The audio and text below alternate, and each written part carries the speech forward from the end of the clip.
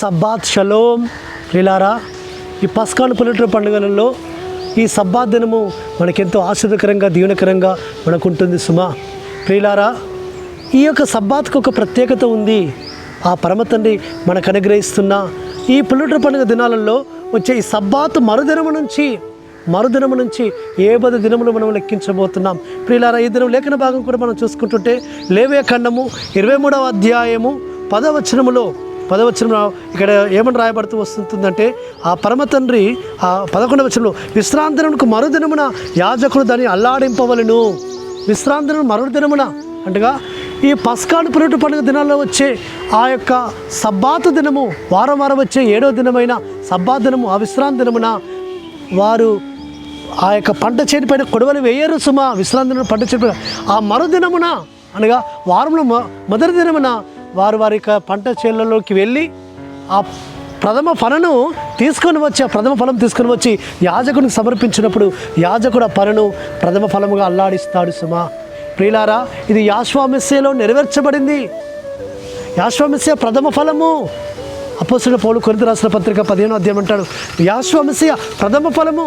ప్రియులారా, ఆ విధంగా ఇజ్రాయేలీలు ఈ పస్కాను పులిట పండుగ వచ్చే 7 దినాలలో ఆ వారంలో 7వ దినమైన సబ్బాత్ దినమున మరుదినమున వారు ఇజ్రాయేలీలు వారి పంట చేనుల పైన కొడవలు వేసి మరుదినము సుమ అనగా వారంలో మొదటి దినమున పంట చేనుల పైన కొడవలు వేసి ఆ ప్రథమ ఫలమును తీసుకొని వచ్చి యాజకుడికి ఇచ్చినప్పుడు యాజకుడు ఆ ప్రథమ ఫలము ఇవ్వబడిన ఆ ఫలను వాళ్ళు అల్లాడించినప్పుడు అప్పటి నుండి వారు 7 వారములు 7 సబ్బాతు వారు లెక్కబెట్టి 7వ సబ్బాతు మరుదినమున వారు అలనాడు వారముల పండుగ చేశారు.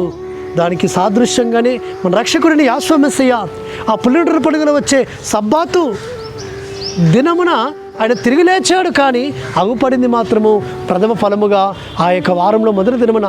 అక్కడి నుండి 70 దినములు అనగా 7 సబ్బాతులు లెక్క పెట్టాలి. 7 సబ్బాతులు మరుదినమే, 7వ సబ్బాతు మరుదినమే.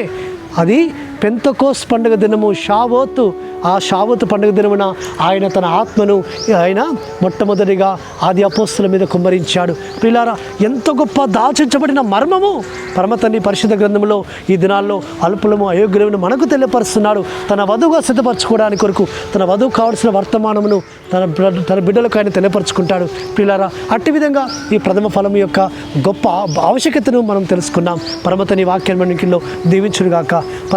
పరిశుద్ధ పరమ తండ్రి సర్వోన్నత జీవాధిపతి విశ్రాంతిన మరుదినమున అయ్యా యువతని ప్రథమ ఫలమును అల్లాడింపవలను అని యాజకుడు అల్లాడిస్తాడని మీరు ఇచ్చిన లేఖనానికి స్తోత్రం తండ్రి. అందులో దాచించబడిన మర్మమును మీరు మాకు తెలియజేస్తున్నాను నాయన.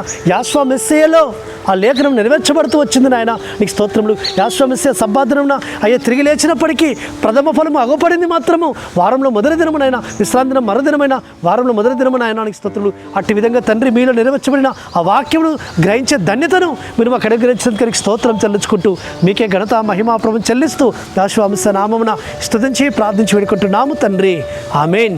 సర్వోన్నతుడు సర్వాధికారి యాషువ మెస్సియా కృపా కనికరము నిరంతరం తోడుగా ఉండి ఆయన్ని మనం బలపరచునుగాక, ఆమేన్.